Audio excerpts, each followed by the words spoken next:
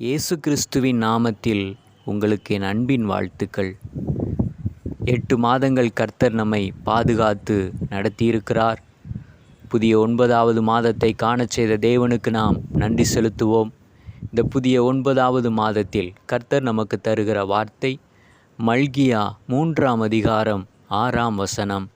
நான் கர்த்தர், நான் மாறாதவர். ஆகையால் யாக்கோபின் புத்திரராகிய நீங்கள் நிர்மூலமாகவில்லை. நம்முடைய கர்த்தராகிய இயேசு கிறிஸ்து நேற்றும் இன்றும் என்றும் மாறாதவர்.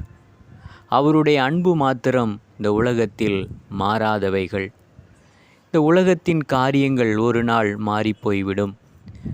மனிதனுடைய அன்பு ஒரு நாள் மாறிப்போய்விடும். ஆனால் இயேசு கிறிஸ்துவின் அன்பு மாத்திரம் மாறாதவைகள். மாறாத இயேசுவை நோக்கி நாம் பார்ப்போம்.